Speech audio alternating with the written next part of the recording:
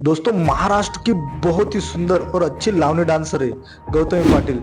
जब वो स्टेज पे नाचती है ना तो कई लोग अपनी नजरों से उसका चीरहरण करते हैं। उन लोगों को भी मालेगांव की बच्ची के लिए जस्टिस चाहिए। अपने नेता ने किया हुआ बलात्कार को छुपाने के लिए कई कार्यकर्ता दिन रात एक कर देते। उन कार्यकर्ताओं को भी आज जस्टिस चाहिए। खुद अन्याय करके लोगों के लिए जस्टिस मांगने वाले लोगों को देखकर तो मुझे बहुत ही हंसी आती है। हम ऐसे नीच समाज में रहते जहाँ 7 साल की बच्ची और 70 साल की बूढ़ी औरत में कोई भी फर्क नहीं देख रहे। ये वही महाराष्ट्र है जहाँ पर औरतों को बुरी नजर से देखने पर भी छत्रपति शिवाजी महाराज उसकी आंखें निकाल लिया करते थे और उसको अपने गढ़ किलों से नीचे ढकेल दिया करते थे। लेकिन आज उन्हीं के महाराष्ट्र में 7 साल की 3 साल की बच्चियों पे बलात्कार हो रहा है और कोई कुछ भी नहीं कर रहा है। पिछले महीने में सातारा में एक छोटी सी बच्ची पे बलात्कार हुआ था और उसी सातारा में एक महिला डॉक्टर पे 2 पुलिस वालों ने 6 महीने तक लगातार यौन शोषण किया। और अभी मालेगांव की यमुना जो महज 3 साल की बच्ची है उस पर बलात्कार करके उसे जान से मार दिया गया है। और इस घटना को 15 दिन भी नहीं हुए थे तो आज पता चल रहा है कि नांदेड़ में एक टीचर ने अपने ही क्लास में पढ़ने वाली 7 साल की बच्ची पर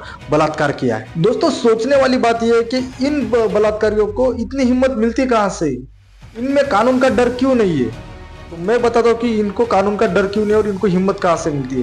इनको हिम्मत मिलती है यहाँ के पॉलिटिशियन से। हाँ दोस्तों, राज्य में सुव्यवस्था रखना ये हमारे पॉलिटिशियन का काम था, लेकिन हमारे पॉलिटिशियन जो है वो इलेक्शन में बिजी है। उनको कुछ लेना देना ही नहीं कि पूरे राज्य में इतने सारे छोटे बच्चों पर बलात्कार हो रहे, कुछ कानून लाया जाए, कुछ कानून स्ट्रिक्ट किया जाए। लेकिन कोई भी नेता इस मुद्दे को गंभीरता से नहीं ले रहा है। पॉलिटिशियन बिजी है वो इलेक्शन में। मुझे तो लगता है कि नेता लोग ऐसे सोचते होंगे कि भाई बलात्कार तो क्या है, वो रोज ही होते रहेंगे। भाई इलेक्शन बहुत जरूरी है, 5 साल बाद आता है तो हम इलेक्शन पे फोकस करते हैं। बलात्कार का क्या है, वो तो आज ना कल होने ही वाले होते ही रहेंगे। उसके ऊपर ज्यादा गंभीरता से देखने का कोई मुद्दा ही नहीं बनता।